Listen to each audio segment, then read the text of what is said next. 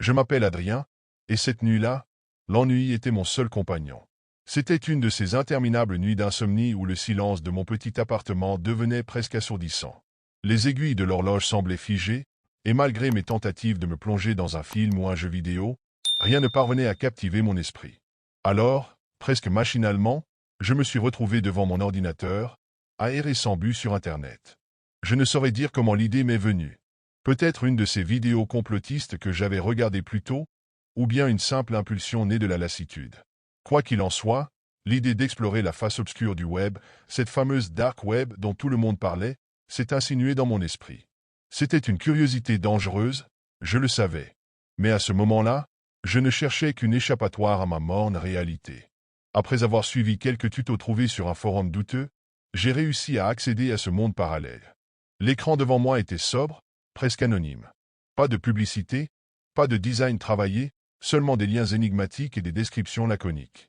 La plupart menaient à des forums de discussion ou à des pages sans intérêt, mais au bout de quelques minutes, un lien a capté mon attention. La salle des observateurs. Le nom avait quelque chose de fascinant, presque mystique. Juste en dessous, une phrase en lettres rouges clignotait. Réservée aux âmes courageuses. Mon cœur a accéléré légèrement.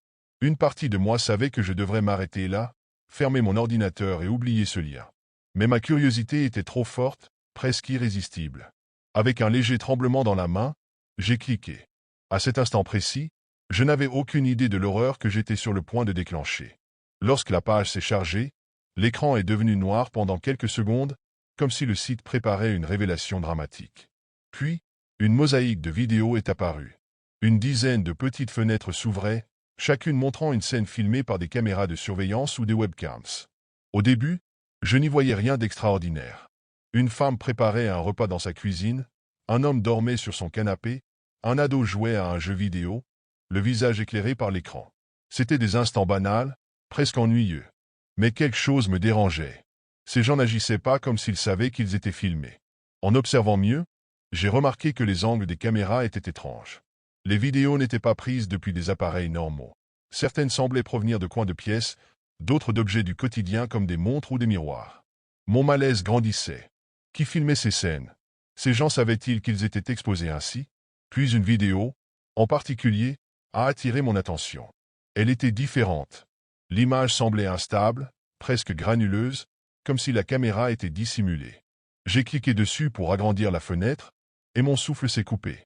C'était ma chambre, le même bureau, la même lampe, le même lit défait. Et au centre de l'écran, moi, assis devant mon ordinateur, fixant l'écran avec un mélange de fascination et de peur. J'ai reculé d'un coup, comme si le simple fait de me voir là, sur cette vidéo, me brûlait les yeux. C'était impossible. Comment une caméra pouvait-elle me filmer ici, chez moi, sans que je le sache? Mon esprit tournait à toute vitesse. Est-ce que mon ordinateur avait été piraté? Quelqu'un avait-il installé une caméra chez moi? Pendant que je tentais de comprendre, une notification a surgi sur l'écran, en lettres rouges. Vous êtes le prochain. Je n'ai pas tout de suite compris. Mais lorsque les autres vidéos se sont éteintes une à une, ne laissant que la mienne en plein écran, la peur a pris le contrôle. C'était une menace, une promesse. Et je savais, au fond de moi, que je venais d'ouvrir une porte que je ne pourrais jamais refermer. Mon cœur battait si fort que je pouvais l'entendre résonner dans mes oreilles. Je me suis jeté sur ma souris pour fermer l'onglet, mais rien ne se passait. Le site semblait figé, comme si mon ordinateur avait été pris en otage. Les lettres rouges de la notification « Vous êtes le prochain » restaient immobiles, impitoyables, au centre de l'écran. J'ai appuyé sur les touches de mon clavier dans un désespoir croissant, tentant de forcer la fermeture du navigateur, mais tout était bloqué. Même le bouton d'alimentation refusait de répondre. Et puis, une nouvelle ligne est apparue sous la première. Nous te voyons. Je me suis figé. Une série de messages a commencé à apparaître, chacun plus terrifiant que le précédent. Tu portes un pull noir, n'est-ce pas? Ta fenêtre, derrière toi, est légèrement ouverte. Tu te demandes si quelqu'un est là, dehors. La réponse est oui. Un frisson glacé a parcouru mon dos. Je me suis retourné instinctivement pour vérifier la fenêtre. Elle était bien entrebâillée, et je pouvais sentir un léger courant d'air. Mais au-delà des rideaux qui flottaient doucement, tout semblait calme. Trop calme. De retour sur l'écran, les messages continuaient. Ne bouge pas, nous sommes déjà là. C'est alors que j'ai entendu un bruit. Un craquement, léger mais distinct, venant du couloir menant à ma chambre. Mon sang s'est glacé. Je savais que j'étais seul dans l'appartement. Enfin, j'aurais dû l'être. J'ai regardé mon téléphone, cherchant frénétiquement à appeler à l'aide. Mais avant même que je puisse composer un numéro, l'écran s'est éteint, comme si l'appareil lui-même avait été désactivé. Puis une dernière notification est apparue sur l'ordinateur. Tonne-toi. J'ai hésité. Mon corps entier tremblait, mon esprit était partagé entre l'envie de courir et celle de m'éveiller soudainement de ce cauchemar. Lentement, presque contre ma volonté, j'ai tourné la tête vers l'ombre du couloir. Et c'est là que je l'ai entendu. Un souffle, lent et profond, qui n'était pas le mien. J'étais paralysé.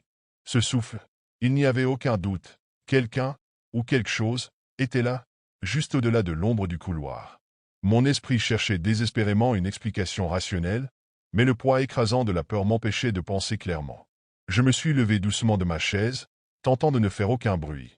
Chaque pas vers la porte de ma chambre semblait durer une éternité. Je m'efforçais d'écouter, mais le silence était presque pire que le bruit. Je n'entendais plus ce souffle, mais j'avais la certitude que je n'étais plus seul dans l'appartement. J'ai attrapé un objet sur mon bureau, une paire de ciseaux, la première chose qui m'était tombée sous la main. Ridicule, peut-être, mais c'était mieux que rien. Mon regard se posait partout, fouillant chaque recoin de l'obscurité, attendant qu'une silhouette surgisse. Quand j'ai atteint la porte de ma chambre, j'ai jeté un œil dans le couloir. Il semblait vide, mais l'air y était différent, plus lourd, comme si une présence invisible imprégnait l'espace. Je me suis avancé lentement, mes pas résonnant doucement sur le parquet. C'est alors que je l'ai vu. Sur le mur du salon, juste en face de moi, une lueur rouge vacillait faiblement. En m'approchant, j'ai réalisé qu'il s'agissait d'un petit appareil, une caméra, installée là, comme si elle avait toujours été présente. Elle était dirigée droit sur moi. Une sueur froide a perlé sur ma nuque. Depuis combien de temps cette chose était-elle là? Et qu'il avait mise en place? J'ai pris une profonde inspiration, me forçant à ne pas céder à la panique. Mais avant que je puisse bouger, mon téléphone, que je croyais éteint, s'est allumé dans ma poche. Un message unique y était affiché. Nous t'avons trouvé. À cet instant, un bruit sourd a retenti derrière moi, venant de ma chambre. J'ai pivoté si vite que j'ai failli tomber, mes mains crispées autour des ciseaux. La porte que j'avais laissée ouverte s'était refermée, doucement mais inexorablement. Puis, du côté de l'ordinateur, j'ai entendu un rire. Pas un rire humain. Un son métallique, distordu, comme s'il provenait d'une machine. Et l'écran de mon ordinateur s'est rallumé, affichant une nouvelle vidéo en direct. Mon salon, vu d'un autre angle. Je n'étais plus seul. Mon souffle était court, haché, comme si l'air lui-même s'était raréfié dans l'appartement. Sur l'écran de mon ordinateur, l'image granuleuse du salon continuait de s'afficher. Je me voyais, debout au milieu de la pièce, les ciseaux tremblants dans ma main, comme un pantin dans un théâtre macabre. Puis, lentement, la caméra a commencé à bouger, à pivoter légèrement, pour se concentrer sur l'ombre derrière moi. Je n'ai pas eu le courage de me retourner tout de suite. Mes jambes semblaient clouées au sol. L'ombre sur l'écran bougeait, grandissait, se déployait comme une masse informe qui n'avait rien d'humain. Et puis, ce rire métallique a retenti à nouveau, plus fort cette fois, venant de toutes les directions à la fois. Dans un élan de panique, j'ai jeté les ciseaux vers l'écran, brisant la surface en mille éclats. Mais l'image ne s'est pas arrêtée. Sur chaque morceau de verre brisé, le reflet de cette silhouette derrière moi semblait encore plus net, plus proche. Je me suis retourné d'un coup, prêt à faire face à l'horreur, mais il n'y avait rien. Seulement un silence écrasant et cette sensation que quelque chose m'observait encore, juste au-delà de mon champ de vision. D'un geste désespéré, j'ai attrapé mes clés sur la table et couru vers la porte d'entrée. Mais quand j'ai tenté de l'ouvrir, elle était verrouillée, comme si la serrure avait été soudée de l'intérieur. Chaque fenêtre, chaque issue était bloquée. J'étais piégé. Et puis, l'écran de l'ordinateur brisé s'est rallumé une dernière fois. Un nouveau message est apparu, en lettres rouges clignotantes. Tu ne peux pas fuir. Bienvenue parmi nous. C'est alors que tout est devenu noir. Quand j'ai repris conscience, je me trouvais dans une pièce froide et stérile, baignée d'une lumière blafarde. Pas de fenêtre, pas de meubles, juste un miroir sans teint sur l'un des murs. Je me suis levé péniblement, confus, désorienté, et c'est là que j'ai compris. De l'autre côté du miroir, je pouvais distinguer des silhouettes. Elles me regardaient, comme moi j'avais regardé ces gens sur le site. J'étais devenu l'une des victimes de la salle des observateurs. Et maintenant, j'attends, incapable de faire quoi que ce soit, tandis que d'autres comme moi, pris par leur curiosité morbide, cliquent sur ce maudit lien. Je ne sais pas vraiment ce qui m'a poussé à le faire. Peut-être l'ennui, peut-être cette soif insatiable de sensations fortes que rien, ni personne, ne semblait pouvoir combler. Tout a commencé une nuit où je me suis retrouvé à errer sur la face sombre d'Internet, la fameuse Dark Web. Ce n'était pas la première fois que je m'y aventurais. La plupart du temps, je tombais sur des forums étranges ou des boutiques en ligne vendant des objets douteux. Mais cette fois, quelque chose a attiré mon attention, quelque chose de différent. C'était un simple post, presque banal, perdu au milieu d'une multitude d'annonces. Le titre disait « Quexa de Reliquia a Maldisola, réservé aux curieux audacieux ». La description promettait une collection unique d'objets ayant appartenu à des rituels oubliés ou liés à des événements mystérieux. Et, bien sûr, un avertissement en lettres capitales. N'achetez pas si vous n'êtes pas prêt à en assumer les conséquences. Je savais que c'était probablement une arnaque. Peut-être quelqu'un essayant de vendre des bric-à-brac en se servant d'un marketing macabre. Mais il y avait quelque chose dans cette annonce, une sorte de frisson, une promesse implicite de mystère, qui me poussait à en savoir plus. Contre toute logique, j'ai cliqué. La page de l'annonce était encore plus étrange. Des photos floues d'objets, une poupée abîmée, un vieux miroir avec des taches noires, une montre ancienne arrêtée et un court texte. Chaque boîte est unique. Ce que vous recevrez dépendra de votre destinée.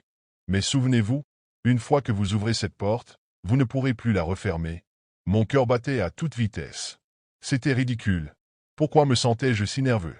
Ce n'était qu'un jeu, une plaisanterie macabre pour piéger les crédules? Non. Pourtant, mes mains tremblaient légèrement lorsque j'ai entré mes informations. Le prix n'était pas exorbitant, comme s'ils savaient que la curiosité suffirait à faire plier leurs acheteurs. Pas de suivi, pas de numéro de confirmation. Juste un message laconique après le paiement. La boîte est en route. Cette nuit-là, je n'ai pas beaucoup dormi. Une partie de moi était excitée, impatiente de découvrir ce que contenait cette fameuse boîte. Mais une autre partie, plus enfouie, ressentait un étrange malaise. Comme si, en cliquant sur ce bouton, j'avais franchi une frontière invisible, un point de non-retour. Quelques jours plus tard, alors que je commençais presque à oublier cette histoire, la boîte est arrivée. Je me souviens encore du bruit sec de la sonnette qui a résonné dans l'appartement. Il était tôt, trop tôt pour une livraison ordinaire. En ouvrant la porte, je n'ai trouvé personne, seulement un colis posé devant moi. Pas de camion visible dans la rue, pas de livreur en vue. Le carton était d'une simplicité dérangeante, aucune étiquette, aucun nom, juste un emballage brun et anonyme, scellé avec du ruban adhésif noir. Mon cœur s'est mis à battre plus vite, cette tension familière entre la peur et l'excitation montant en moi. J'ai ramené le colis à l'intérieur et l'ai posé sur la table du salon. Je l'ai observé pendant un long moment, comme si j'attendais qu'il fasse quelque chose de lui-même. L'air dans la pièce semblait plus lourd, comme si l'arrivée de cette boîte avait changé quelque chose. Finalement, incapable de contenir ma curiosité, j'ai pris un couteau pour couper le ruban. Quand j'ai ouvert le carton, une odeur âcre et ancienne s'en est échappée, comme si le contenu avait été enfermé pendant des décennies dans un endroit humide et sombre. À l'intérieur, il y avait plusieurs objets, chacun plus étrange que le précédent. Une petite poupée en tissu, abîmée, avec des yeux cousus de fil noir qui semblaient vous fixer. Un miroir de poche brisé, dont les bords étaient entourés de ce qui ressemblait à des traces de brûlure. Un vieux médaillon rouillé, gravé de symboles que je ne pouvais pas comprendre. Et au fond, plié soigneusement, une feuille de papier jauni. Je l'ai dépliée, mes mains légèrement tremblantes. L'écriture était irrégulière, comme si elle avait été griffonnée dans un état de frénésie. Vous avez fait votre choix. Maintenant, il est trop tard. Mon sang s'est glacé. J'ai relu la phrase plusieurs fois, espérant y trouver une signification cachée ou une plaisanterie. Mais rien ne venait. Je ne savais pas si c'était un avertissement ou une menace, mais quelque chose au fond de moi me disait que cette boîte n'était pas qu'un simple objet acheté sur un coup de tête. En rangeant les objets, je me suis aperçu que l'horloge de la boîte, un vieux mécanisme en métal terni, s'était mise à fonctionner toute seule. Elle indiquait 3h33. J'ai froncé les sourcils.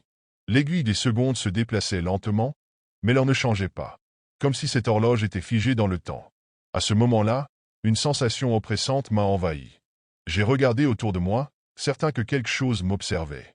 Mais l'appartement était silencieux, immobile. Je me suis dit que ce n'était rien, juste mon imagination. Mais une petite voix au fond de moi murmurait « Tu as fait une erreur ». Les premiers événements étranges commencèrent presque immédiatement, mais à chaque fois, je trouvais une explication rationnelle. C'était juste des coïncidences, n'est-ce pas?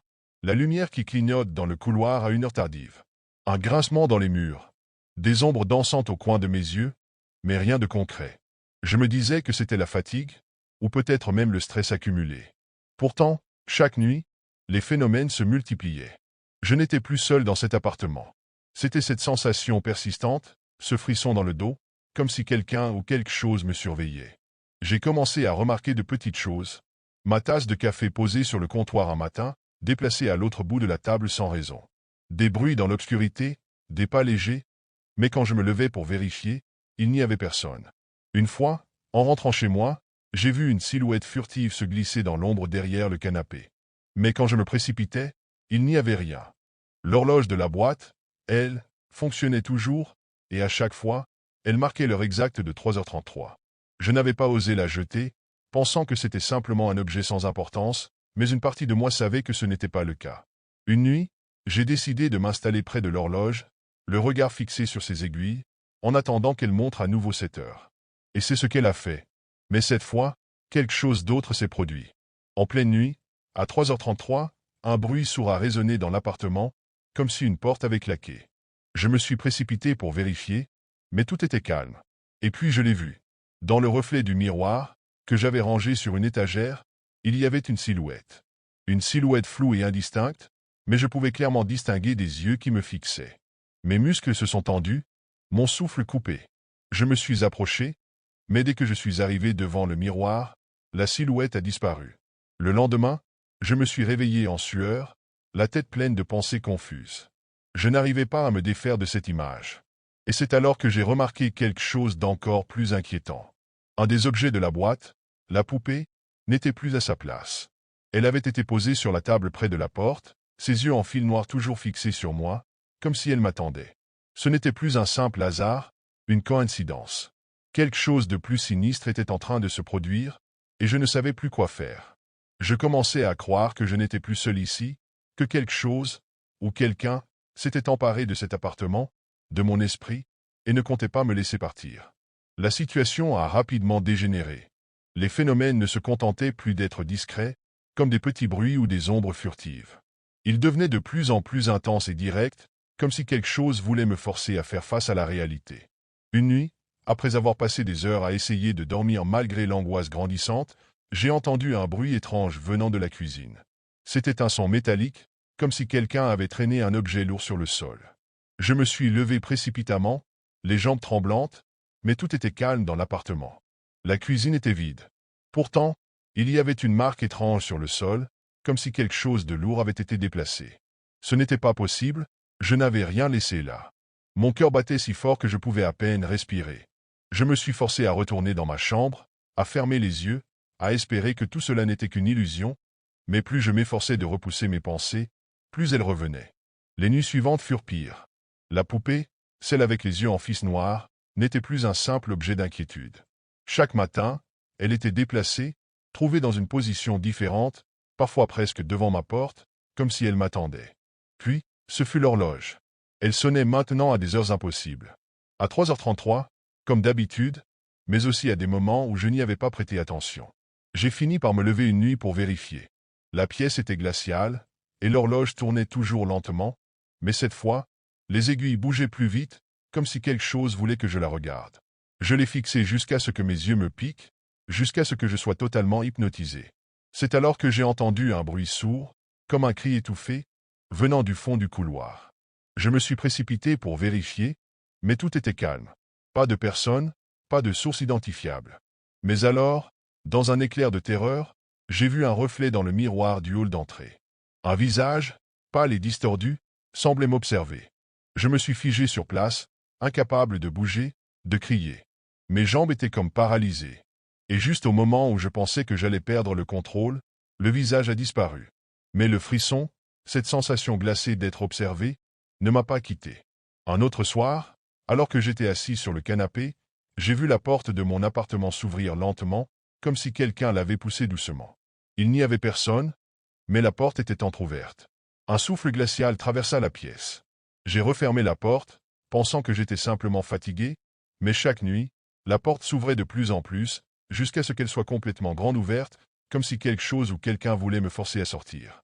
Je savais que ça ne faisait que commencer. Ce n'était pas de simples coïncidences ou des hallucinations. Quelque chose était en train de se réveiller. Et chaque objet de la boîte, chaque élément de cette malédiction, semblait me pousser à un point de non-retour. Je sentais une pression croissante, comme si le temps lui-même se distordait autour de moi, m'enserrant lentement, inéluctablement. Je ne savais plus comment échapper à ce cauchemar. Chaque nuit était devenue un combat pour garder ma raison, pour ne pas sombrer dans la folie. La présence dans l'appartement était désormais palpable, tangible.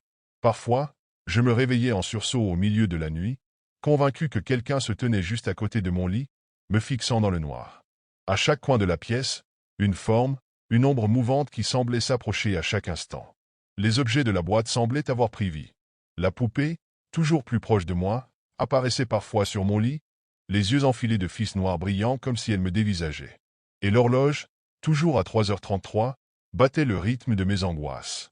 Je savais que le temps s'était distordu autour de moi, que chaque minute passée m'éloignait un peu plus de ma réalité. Les murs de l'appartement se refermaient sur moi, et je pouvais presque entendre les murmures venant du fond, des voix sans visage, sans forme, qui me disaient « Tu n'auras jamais de répit. Tu as fait ta part. Maintenant, il est trop tard. » Puis, un soir, après des jours sans sommeil, je suis tombé sur une vieille revue que j'avais trouvée parmi les objets de la boîte. Ce n'était rien de particulier, juste une feuille jaunie, mais en la retournant, j'ai trouvé un détail qui m'avait échappé. Un nom, un symbole étrange gravé dans la marge. En observant de plus près, une frénésie m'a envahi. Ce symbole, c'était le même que celui que j'avais vu sur le médaillon. Un frisson glacé m'a parcouru. Et c'est alors que j'ai compris. Ce n'était pas moi qui avais fait un choix en achetant la boîte. J'avais été choisi. Je n'étais pas en train de fuir des objets. Je fuyais quelque chose de bien plus ancien, un mal ancien qui m'avait trouvé, qui m'avait marqué dès que j'avais cliqué sur ce lien de la dark web. C'était l'instant décisif. Il n'y avait plus de retour en arrière. Dans un dernier espoir, j'ai essayé de me débarrasser de tout. J'ai tout jeté, la poupée, l'horloge, le médaillon. Mais peu importe ce que je faisais, il revenait toujours. La poupée, déplacée sans cesse. L'horloge qui continuait de tourner à 3h33. Et le pire, c'était la lettre. Chaque jour, je la retrouvais dans un endroit différent de l'appartement, comme un message silencieux, comme si quelque chose me disait « Tu ne peux pas fuir ». La dernière fois que j'ai regardé dans le miroir, j'ai vu un visage. Ce n'était pas le mien. Un visage pâle, aux yeux sombres et profonds. Ce n'était pas une illusion. Ce visage, c'était celui de quelqu'un qui me suivait, quelqu'un qui attendait patiemment, dans l'ombre, de réclamer sa part.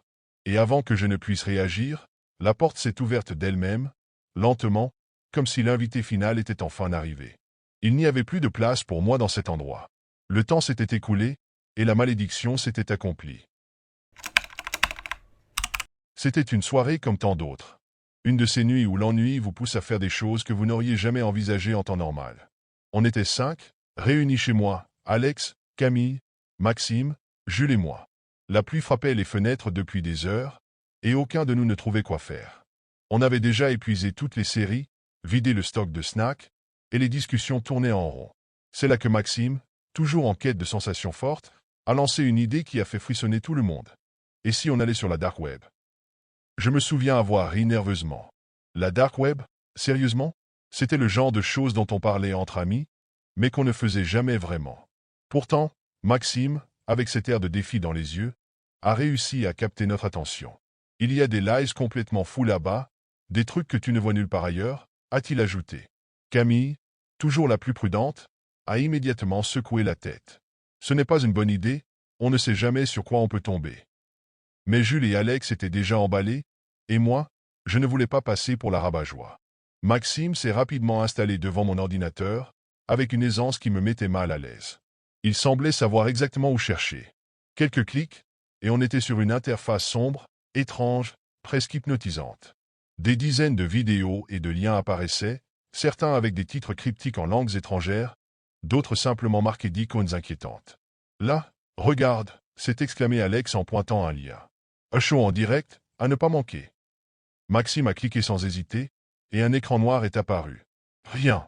Juste le bruit statique du silence. On s'est regardé, mi-déçu, mi-soulagé.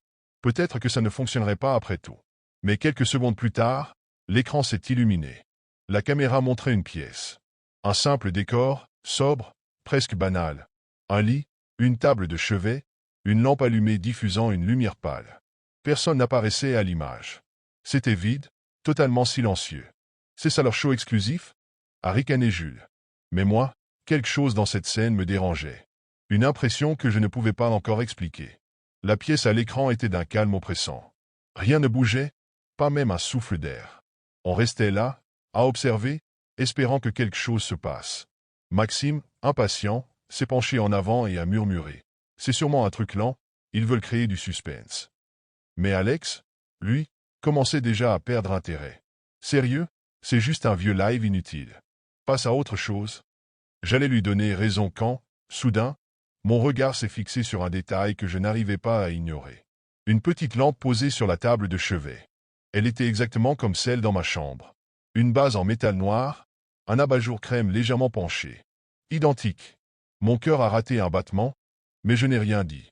Après tout, des lampes comme celle-là, ça doit bien se trouver partout. Non. Puis ce fut le tour de la fenêtre. Les rideaux en velours gris, exactement comme les miens, légèrement tirés pour laisser apparaître un coin de vitre. Attends, c'est bizarre, ai-je fini par murmurer. Cette pièce, elle me semble vraiment familière. Les autres se sont tournés vers moi, intrigués. Familiarité comment?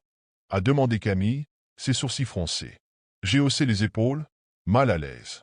Je sais pas, c'est peut-être une coïncidence, mais ça ressemble beaucoup à ma chambre. Maxime a éclaté de rire. Ta chambre? Allez, t'as pas le monopole des chambres banales. Mais Camille, elle, semblait commencer à comprendre mon malaise. C'est vrai qu'il y a une ressemblance, a-t-elle murmuré, fixant l'écran avec une intensité nouvelle. Quelques secondes plus tard, la caméra s'est déplacée légèrement, pivotant comme si quelqu'un l'avait fait à la main. Cette fois, mes jambes se sont glacées. L'angle qu'elle montrait à présent dévoilait le bureau, avec une chaise en bois usé qui ressemblait trait pour trait à la mienne. Jules a remarqué mon silence et m'a donné un coup de coude. Ça va? Je n'ai pas répondu. Je ne pouvais pas, parce qu'à cet instant précis, je savais que ce n'était pas une simple ressemblance. Cette pièce, c'était ma chambre. Le silence dans la pièce était devenu insupportable, presque assourdissant. Je fixais l'écran, mon cœur battant à tout rompre, incapable de détourner les yeux. Non, c'est impossible, ai-je fini par balbutier, la voix tremblante. Camille, qui était assise juste à côté de moi, posa une main sur mon bras. Tu es sûr que c'est ta chambre? Ça pourrait être une simple copie? Non. Mais il n'y avait pas de doute. Chaque détail à l'écran confirmait ce que je redoutais. Le tapis beige légèrement usé dans un coin, le cadre tordu accroché au mur, et même une petite pile de livres sur la table de chevet. C'était exactement ma chambre. Mon esprit cherchait désespérément une explication rationnelle.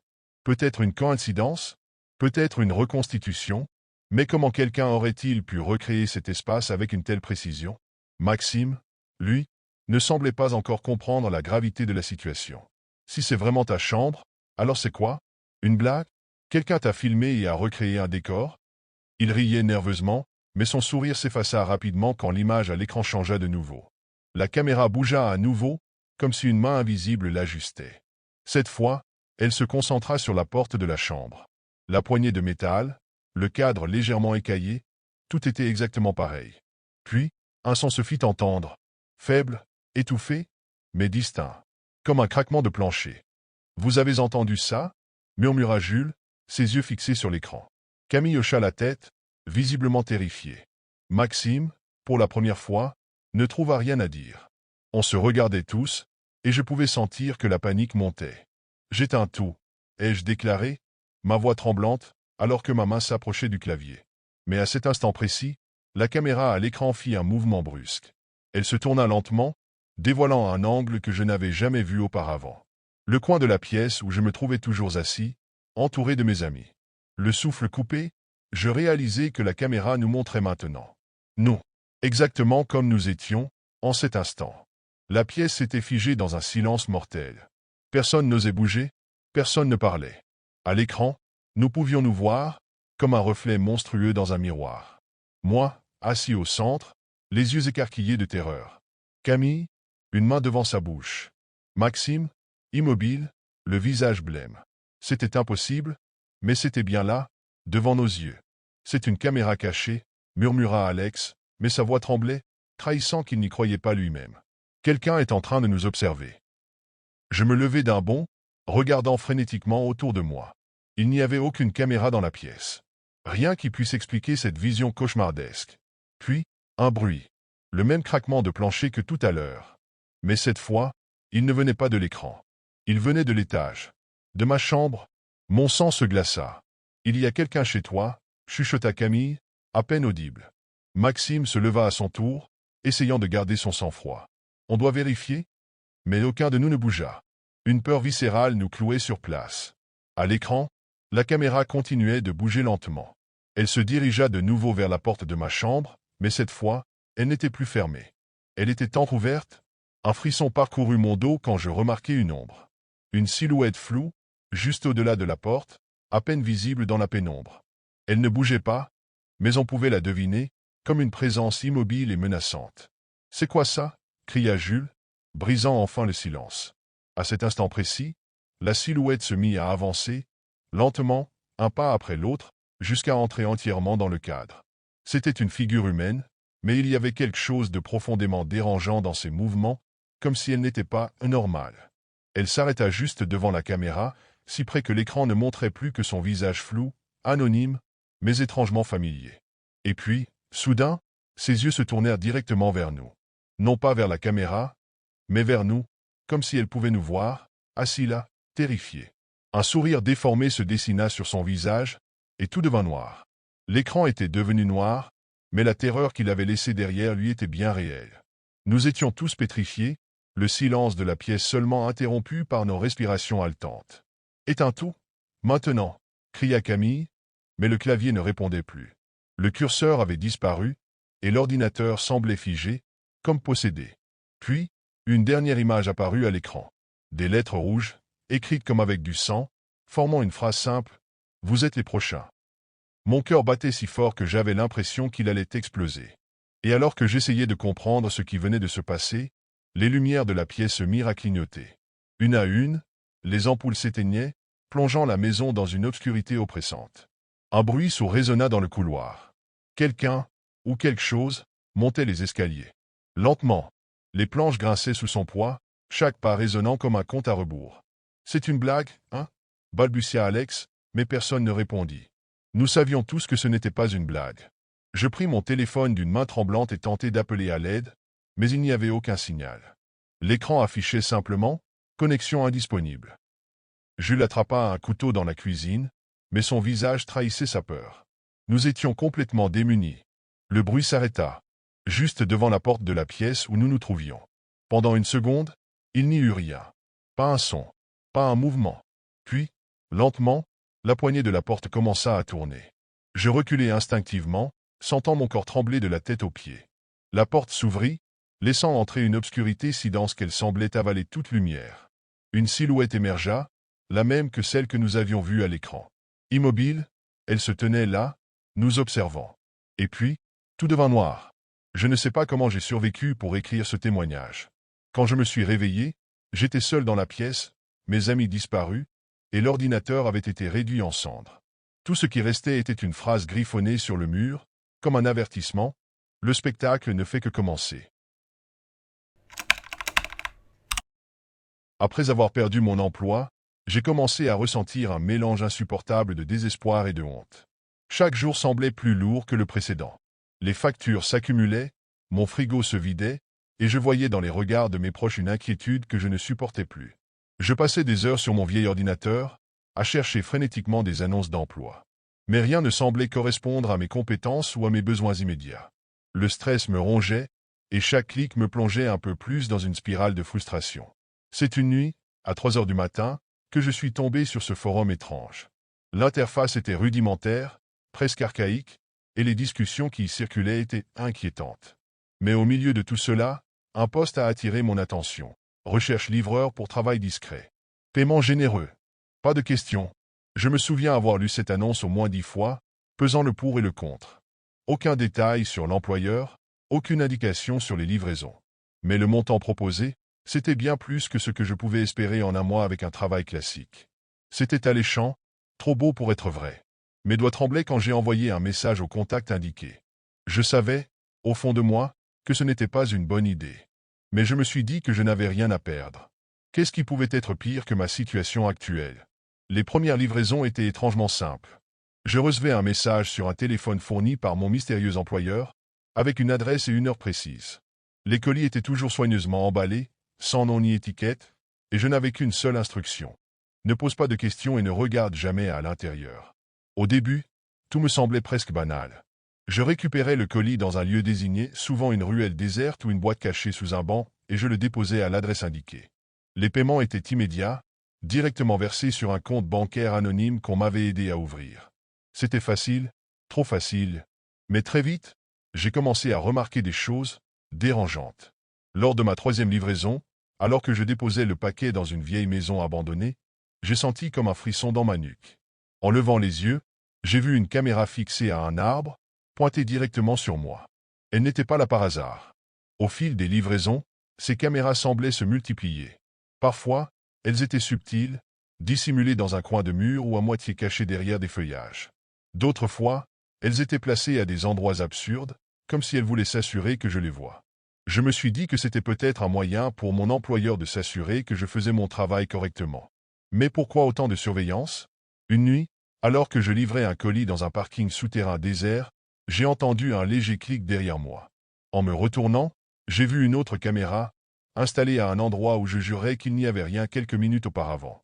Ce clic, ce bruit mécanique, résonnait encore dans ma tête alors que je quittais précipitamment les lieux. Le doute s'installait peu à peu. Pourquoi tant de précautions? Qui m'observait réellement? Et surtout, qui avait-il dans ces colis? C'est lors de ma 8e livraison que tout a changé. Ce soir-là, le paquet était différent. Plus lourd, presque organique au toucher, comme s'il contenait quelque chose de vivant. Une étrange odeur métallique s'en dégageait, mêlée à un parfum que je ne pouvais identifier. Pendant tout le trajet, je n'arrivais pas à me concentrer. Chaque virage, chaque ombre me semblait hostile, et ce colis sur le siège passager semblait presque vibrer. Arrivé chez moi après la livraison, je n'arrivais pas à me débarrasser de cette sensation oppressante. Les précédents colis n'avaient jamais éveillé ma curiosité, mais celui-là, il était différent. J'ai passé des heures à tourner en rond dans mon petit appartement, mon esprit obsédé par une question. Qu'est-ce que je transportais réellement? À minuit, ma curiosité a pris le dessus. J'ai brisé la seule règle que mon employeur m'avait imposée. Avec des mains tremblantes, j'ai déchiré l'emballage. À l'intérieur, je n'ai d'abord vu qu'une boîte en métal noir, ornée de gravures incompréhensibles, comme des symboles anciens ou une écriture oubliée. En l'ouvrant, mon souffle s'est coupé. Ce que je découvris à l'intérieur était impossible. C'était une petite sphère, semblant être faite d'une matière inconnue, qui brillait d'une lumière froide, presque irréelle. Lorsque mes doigts l'ont effleuré, j'ai ressenti une vague de chaleur traverser mon corps, suivie de visions fugaces et troublantes, des visages déformés, des paysages apocalyptiques, des murmures dans une langue que je ne comprenais pas. Et puis, il y a eu ce bruit. Un bruit sourd, comme un battement, qui semblait provenir de l'intérieur de la sphère. C'était vivant, d'une manière que je ne pouvais expliquer. Soudain, mon téléphone a vibré. Un message anonyme. Tu as ouvert le colis. Tu viens de commettre une grave erreur. Mon cœur s'est figé. Je me suis retourné instinctivement vers la fenêtre, et dans l'obscurité de la rue, j'ai vu une lumière rouge s'allumer, clignotant comme une caméra, directement pointée sur moi. Je suis resté là, figé, les yeux rivés sur la lumière rouge qui brillait dans l'obscurité. C'était comme si le temps s'était arrêté. Mon esprit tournait à toute vitesse, mais je ne pouvais plus bouger. La sphère dans mes mains semblait vibrer plus intensément, comme si elle était en parfaite synchronisation avec les battements de mon cœur.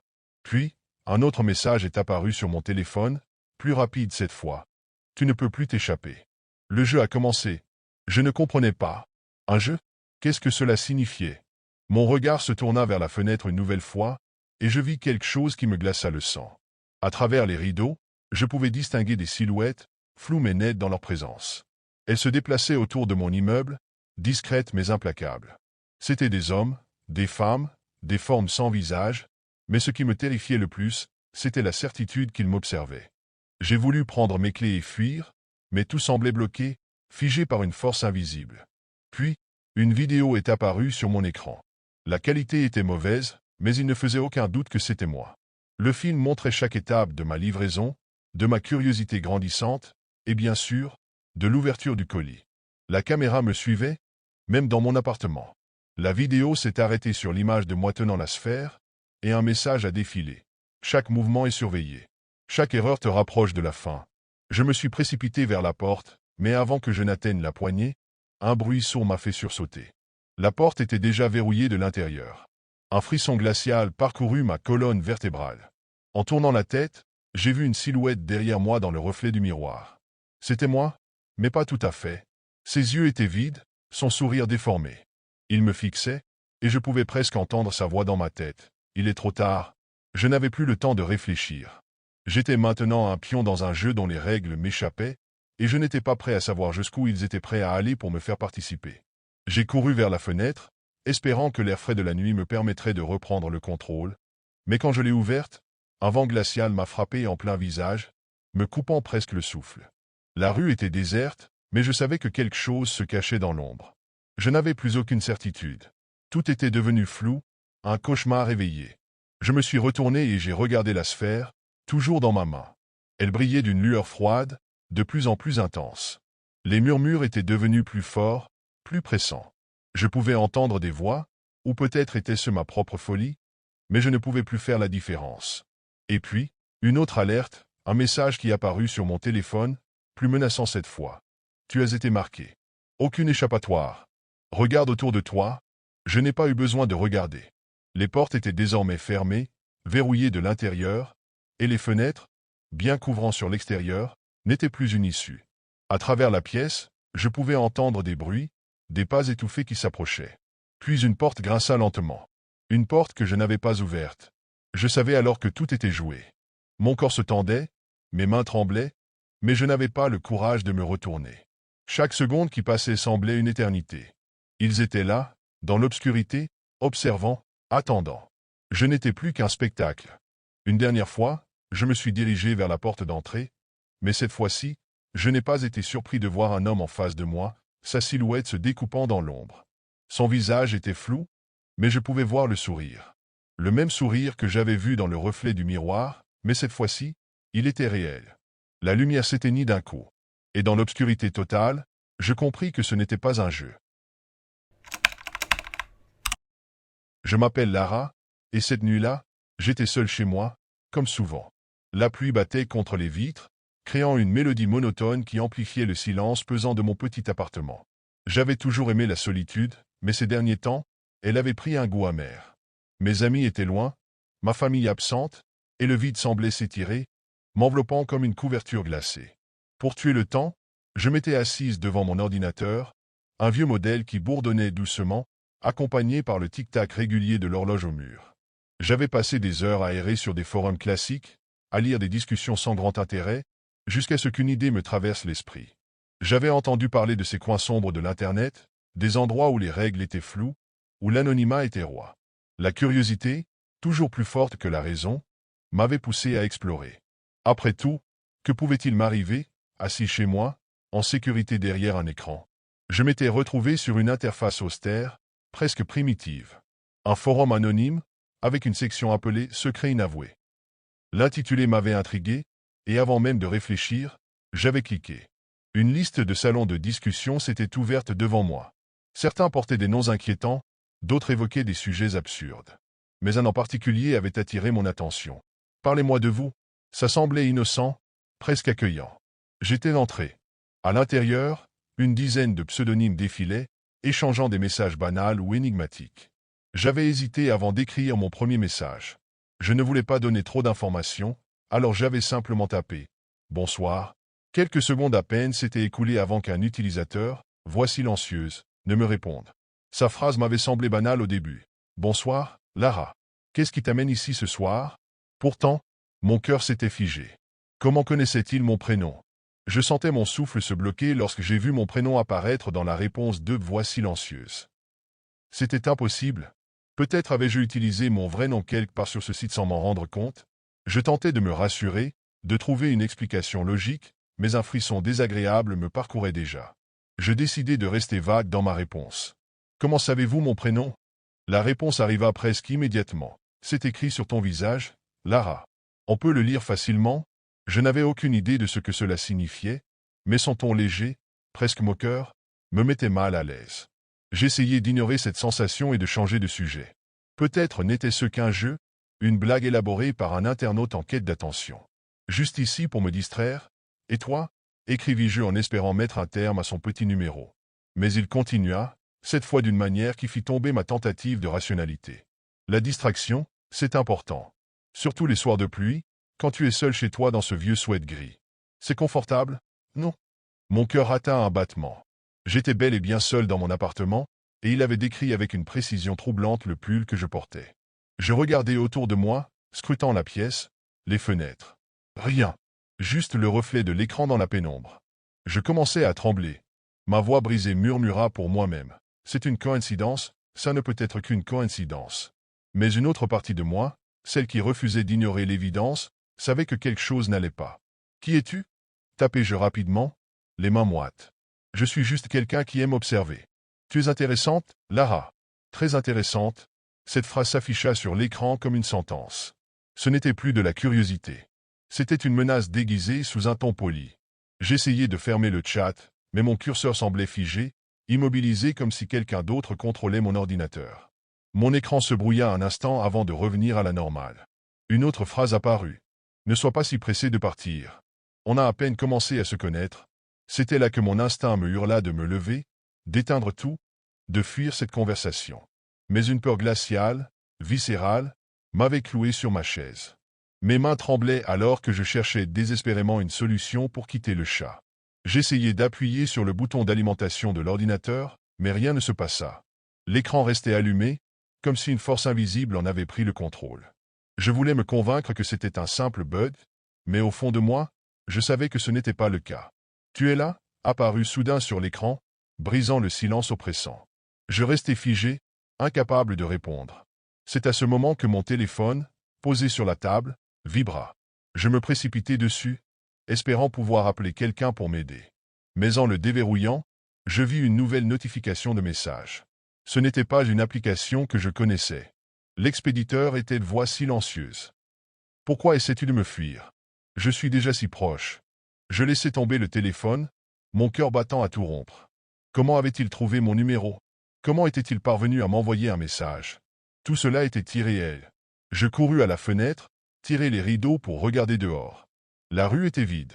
Rien d'autre que le bruit régulier de la pluie et l'obscurité oppressante. Pourtant, j'avais cette sensation, celle d'être observé. Un nouveau message apparut sur mon écran d'ordinateur. « Tu as vérifié par la fenêtre. Mais tu devrais vraiment vérifier ta porte. » Mes jambes se dérobèrent sous moi, et je tombai à genoux. Je regardai la porte d'entrée, à peine visible depuis ma position. C'était impossible. Il ne pouvait pas savoir. Je me répétais cette phrase comme un mantra, une prière désespérée pour me convaincre que tout cela n'était qu'une mauvaise farce. Alors, je l'entendis. 3 coups légers, presque timides, frappaient contre la porte d'entrée. Mon souffle se coupa. Je fixai la porte, incapable de bouger.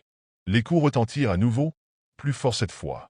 Puis une voix douce, presque chantante, murmura derrière la porte. « Lara, ouvre-moi !»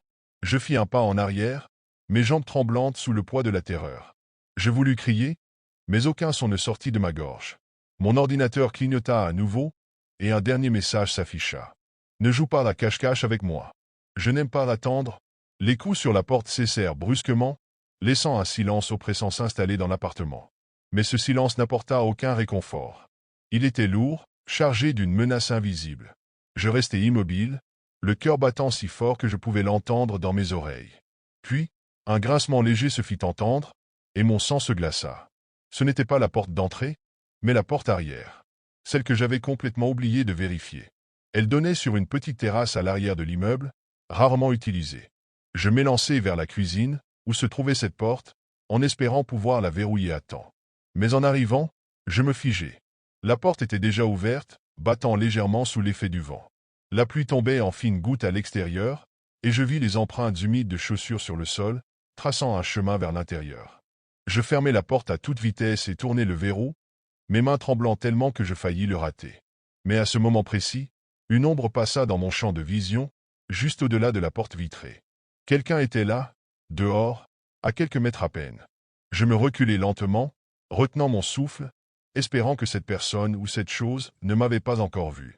Mais alors que je reculais dans la pièce sombre, une voix grave et douce résonna derrière moi. « Je t'avais dit que j'étais proche. » Je me retournai d'un bond, mais il n'y avait personne. Rien que l'obscurité de ma salle de séjour. Je suffoquais, mes pensées désordonnées. Je voulais fuir, mais où? Mon téléphone ne fonctionnait plus, l'ordinateur était hors de contrôle, et chaque sortie semblait condamnée. Je me glissai dans ma chambre, fermant la porte derrière moi et la verrouillant à double tour. Je pris une lampe de poche dans le tiroir de ma table de chevet et m'accroupis dans le placard. Les battements de mon cœur étaient si violents que je craignais qu'ils me trahissent. Dans l'obscurité, j'entendais chaque bruit. Le craquement d'un parquet, un souffle imperceptible. Était-ce mon imagination? Ou était-il vraiment là, dans la maison? Puis, quelque chose me glaça le sang. J'entendis le murmure d'une voix, tout près. « Je sais que tu es là, Lara. Tu ne peux pas te cacher. » C'était comme s'il chuchotait directement à mon oreille, bien que je sois seul dans le placard. Je fermai les yeux, priant pour disparaître.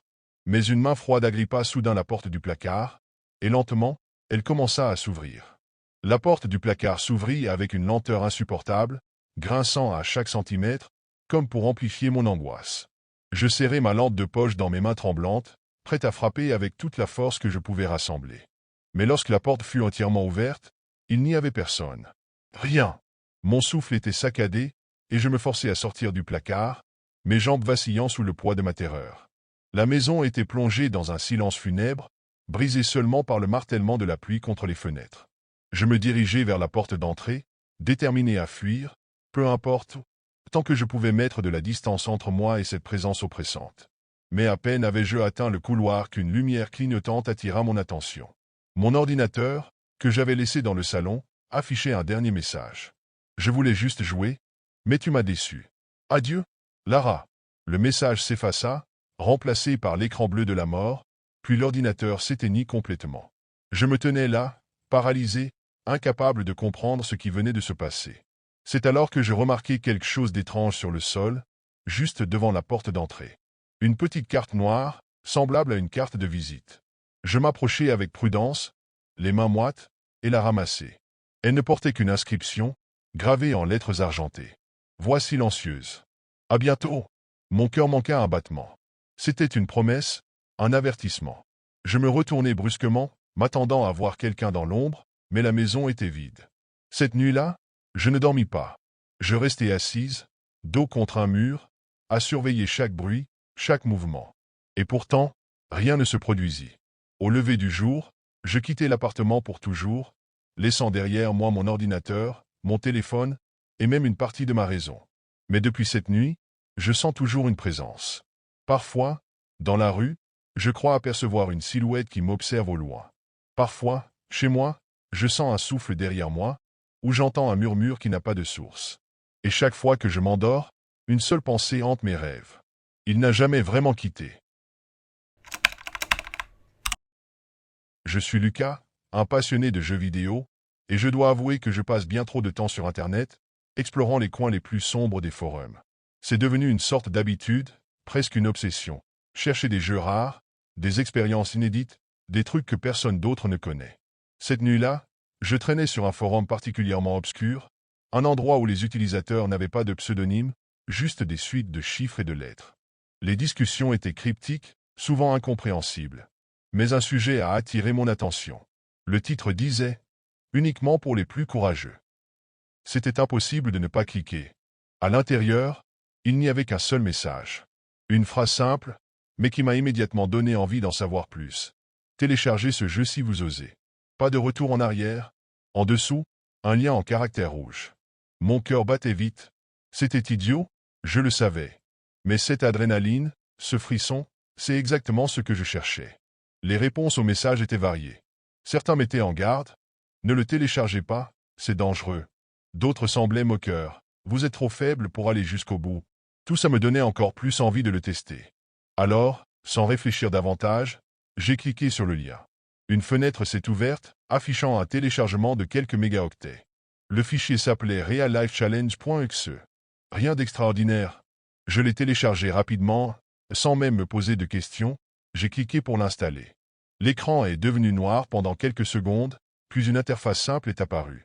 Pas de musique, juste un fond sombre avec ces mots en blanc. Bienvenue dans le Real Life Challenge. Êtes-vous prêt à tester vos limites? En dessous, 2 options, oui ou non. Je n'ai pas hésité une seule seconde. J'ai cliqué sur oui. C'est à ce moment précis que tout a commencé. Au début, tout semblait assez banal. Les premiers défis étaient simples, presque enfantin. Le jeu me demandait de faire des choses comme résoudre des énigmes, retrouver des objets cachés dans des images pixelisées, ou deviner des suites logiques. Rien de bien compliqué, mais suffisant pour éveiller ma curiosité.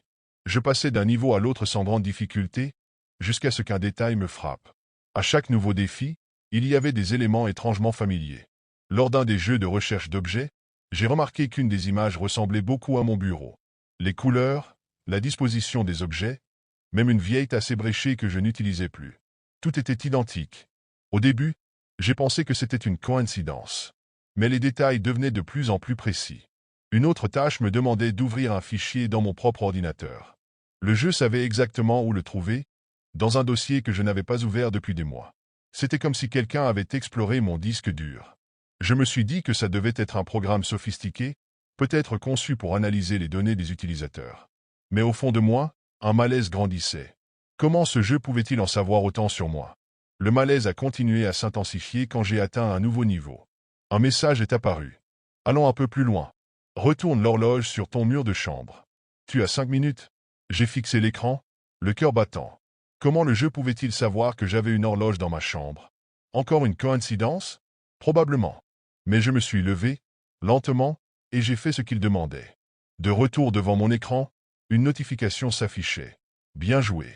Rapide et efficace. Un frisson a parcouru ma colonne vertébrale. C'était impossible. J'ai regardé autour de moi, à la recherche d'une caméra ou d'un micro caché. Rien. Mais le sentiment que quelque chose ou quelqu'un m'observait ne me quittait plus. Malgré mon inquiétude, je n'ai pas arrêté. Peut-être par défi, ou peut-être parce que je voulais comprendre ce qui se passait réellement.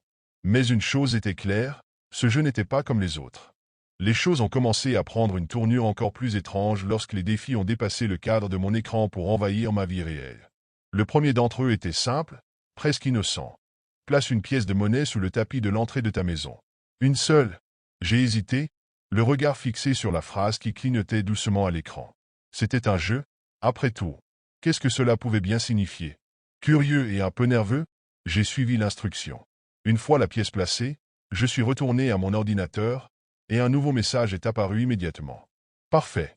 Nous vérifions toujours. Ces mots m'ont glacé. Vérifie quoi? Et comment? J'ai secoué la tête, tentant de me convaincre que tout cela était juste une mise en scène élaborée, un moyen de jouer avec mes nerfs. Mais les défis suivants ont rapidement balayé cette illusion. Le jeu me demandait de sortir tard le soir pour accomplir des tâches absurdes, poser un objet précis à un endroit spécifique de mon quartier, prendre une photo d'une maison particulière, ou encore tracer un symbole étrange à la craie sur le trottoir près d'un lampadaire. À chaque fois que je remplissais une mission, une nouvelle phrase apparaissait.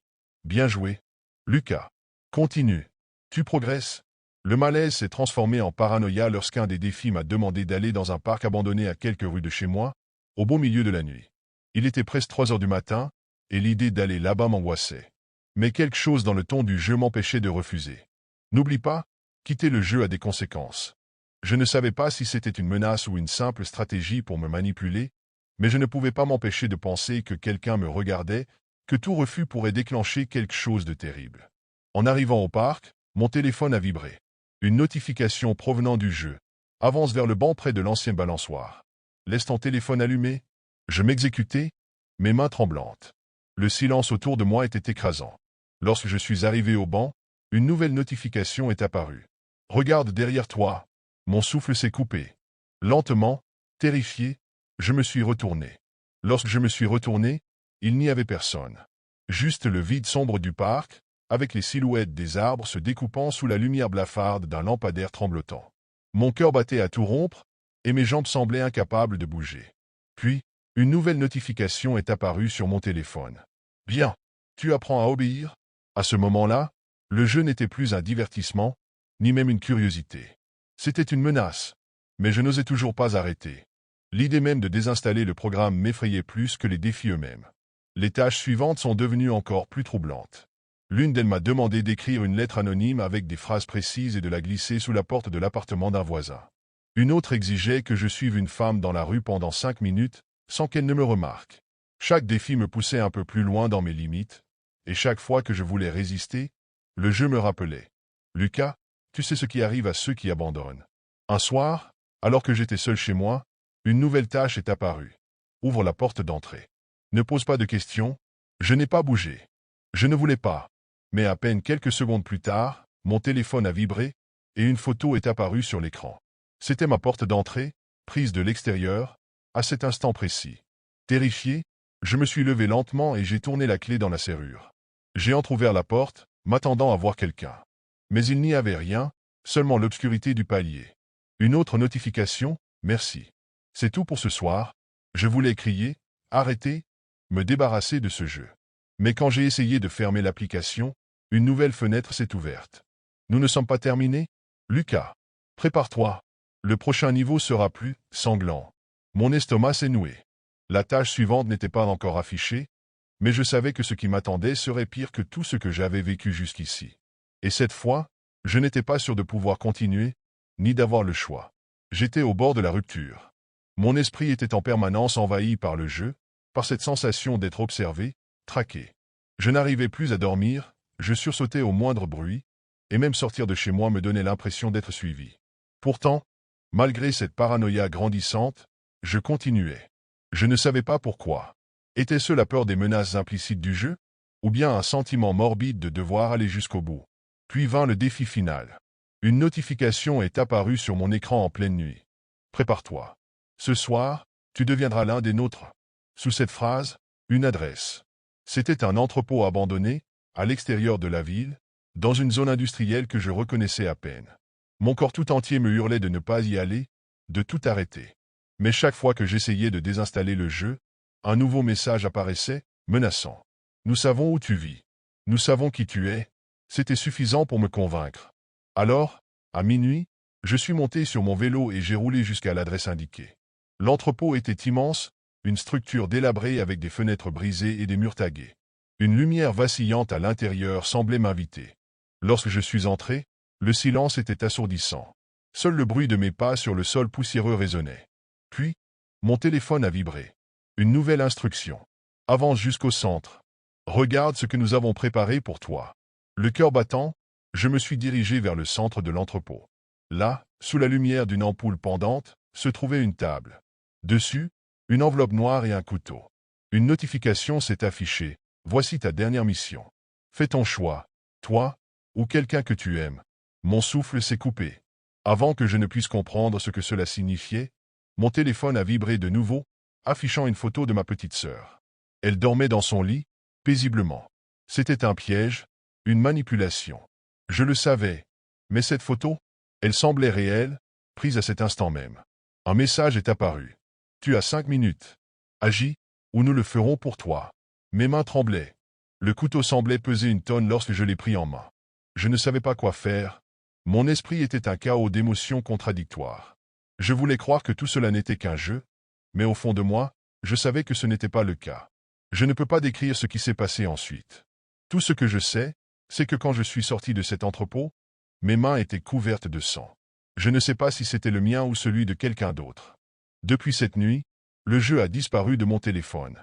Pas de traces, pas de fichiers, rien. Mais les cauchemars, eux, restent. Parfois, je reçois encore des notifications étranges, des messages sans expéditeur. Et chaque fois que je les ouvre, une seule phrase revient, encore et encore. Tu as bien joué, Lucas. À bientôt pour la suite.